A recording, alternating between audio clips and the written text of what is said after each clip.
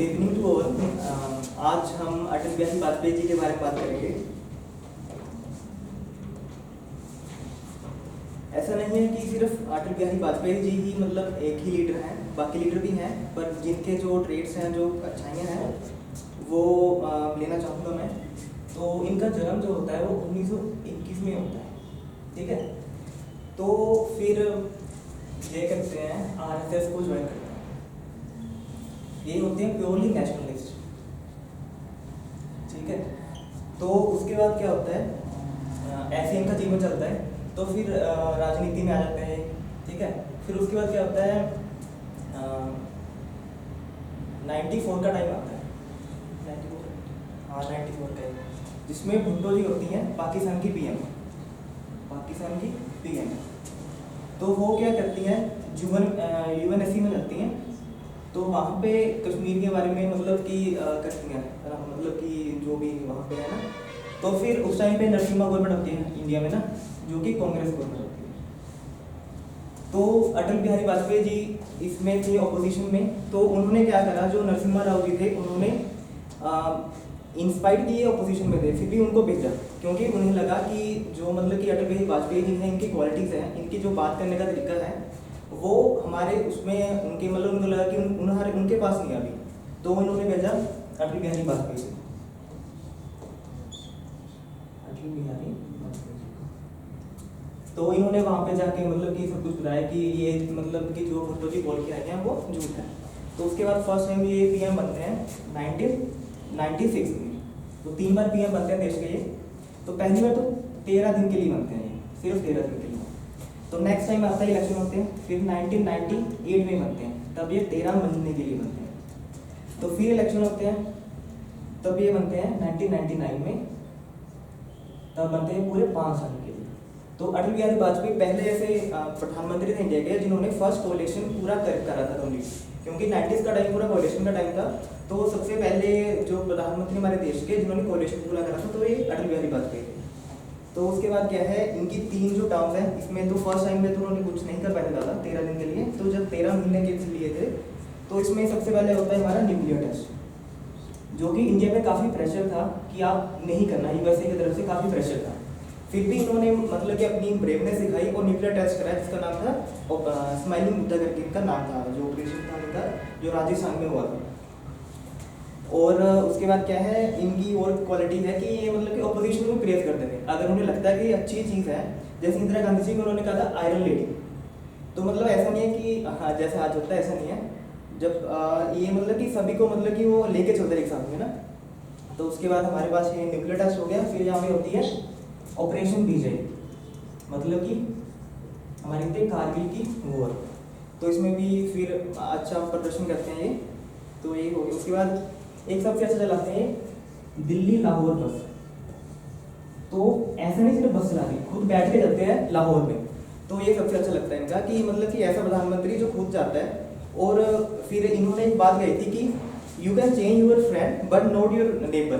तो ये लाइन बड़ी अच्छी लगती है। तो इसमें वो जब वापस लाहौर गए थे, तो उनसे एक जो पाकिस्तान की एक रिपोर्टर थी, उन्होंने पूछा कि ऐसे जनरली क्वेश्चन पूछा कि मैं आपसे शादी कर लूँगी कि अगर आप मुझे मुंह दिखाई में कश्मीर दे दोगे।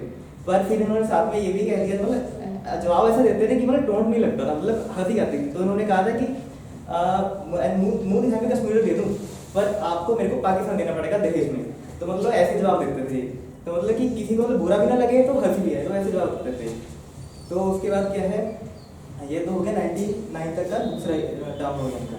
तो उसके बाद जब थर्ड टर्म में आते हैं, तो सबसे बड़ी डिफिकल्टी आती है यहाँ पे IC-814। ये हमारा प्लेन हाईजैक हो जाता है, ठीक है। तो इसमें क्या होता है, इनके ऊपर बहुत ज़्यादा प्रेशर था। जब हमारे आई थिंक 176 के करीब हमारे पैसेंजर थे, जो जब नेपाल से जो उड़ा था, जब हमारा इंडियन एयरलाइन का प्लेन, टोटल 176 है। तो इन्होंने फिर मतलब कि यही था नेपाल से फिर क्या हुआ। तो मतलब क्या था इसमें, ये चीज़ थी कि जो था प्लेन में जाना था Delhi, Nepal to Delhi, Kathmandu to Delhi sorry. तो फिर क्या हुआ, तो जैसे ही वहाँ पे तो उन्हें पता चल गया, तो उन्होंने गन फायर निकाल ली। तो फिर बस एक दिक्कत इसमें क्या है कि जब प्रधानमंत्री को इसमें 2 घंटे बाद बताया गया था, सबसे बड़ी दिक्कत यहाँ पे ये थी, इसमें हम ये कह सकते हैं कि इसमें अटल बिहारी वाजपेयी जी का कोई फॉल्ट नहीं था, इसमें उनको बताया लेट गया था। 4:30 बजे हमारा जो प्लेन हाईजैक हो चुका था, बट इनको 7 बजे बताया गया था।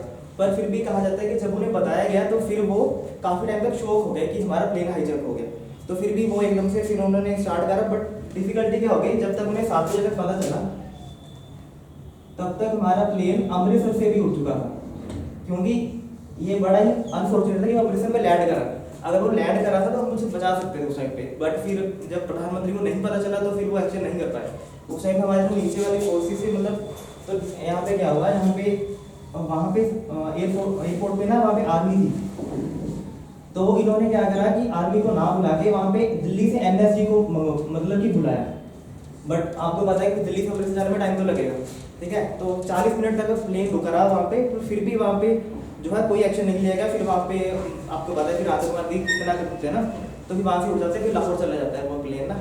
तो फिर भी हमारा मतलब काफ़ी वो उस टाइम पे कंधार में वो अफगानिस्तान में वही गवर्नमेंट थी, तालिबान गवर्नमेंट। तो फिर आतंकवादी सिचुएशन अब थी वहीं पे, तो गवर्नमेंट तो वहाँ पे नेगोशिएशन करती रही थी उनके साथ में। तो क्या हुआ, फिर वही दिक्कत हो गई कि मतलब वो बात नहीं मान रहे थे हमारी, कि हम नहीं मानेंगे कि मतलब ये तो, क्योंकि था तो मेनली क्या पाकिस्तान अफगानिस्तान एक ही चीज़ है ना टेररिस्ट के मामले में।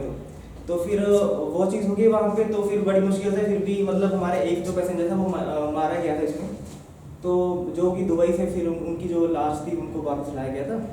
तो फिर भी ऐसे फिर उनको क्रिटिसिज्म करा जाता है इसमें, पर फिर भी ऐसा कहा जाता है, एक लाइन बोली जाती है कि जो मतलब काफ़ी ख़राब जो कंडीशन थी उसमें एक कंडीशन सबसे अच्छी थी, वो यही थी कि अपने 3 आतंकवादी को दे दो। उन्होंने तो काफ़ी डिमांड करी थी, उन्होंने कहा था 200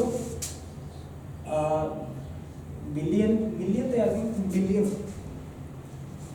कितने, हाँ 200 मिलियन यूएस डॉलर उन्होंने मतलब डिमांड करी थी, और साथ में 36 टेररिस्ट मांगे थे उन्होंने। बट क्या हुआ, फिर नेगोशिएशन कर, हम कह सकते हैं नेगोशिएशन का एक अच्छा डिप्लोमेटिक हम कह सकते हैं इसको, फेल्यूर नहीं कहेंगे इसको मतलब, पर जो एक गया है वो दोनों पता ही आपको के साथ जो है वो क्या क्या करता है वहाँ पे। तो फिर भी चलो जैसा भी है, ये तो इनका जो मतलब 50-50 रहता है, इसको मतलब क्रिटिसाइज नहीं करता है इस जो स्टेप को कि उनको वापस दे दिए 3 आतंकवादी, और कुछ इसको भी करते हैं कि हमारे पैसेंजर तो वापस आ गए कम से कम। तो उसके बाद फिर इन्होंने, इनका सबसे बड़ा आता है कि सर्व शिक्षा अभियान। सर्व शिक्षा अभियान जो आज चल रहा है पूरे देश में, सर्व शिक्षा अभियान वो भी इन्होंने ही स्टार्ट करा था, सर्व शिक्षा अभियान, जो कि इनका काफ़ी अच्छा मतलब वो बताया जाता है सक्सेस इनका। तो उसके बाद एक और इनकी जो माइलस्टोन स्कीम होती है वो है प्रधानमंत्री ग्राम सड़क योजना, जिसके अंतर्गत आज पूरे देश के गांव सड़क से जुड़ रहे हैं। तो ये सबसे अच्छी स्कीम है इनकी। तो उसके बाद क्या है हमारे पास, हाँ तो यही है मतलब इन्होंने पाकिस्तान के साथ काफ़ी अच्छा करने का कोशिश किया, खुद गए भी, पर फिर भी पाकिस्तान तो पाकिस्तान है। तो उसके बाद फिर यही है इनकी मतलब, फिर इनको 2015 में भारत रत्न भी दिया जाता है, काफ़ी अवार्ड दिए जाते हैं इनको, इनमें मेजर होता है भारत रत्न 2015 में दिया जाता है इनको। तो 2018 में इनकी डेथ हो जाती है। तो यही है इनके अटल बिहारी वाजपेयी जी के बारे में। थैंक यू सुनने के लिए।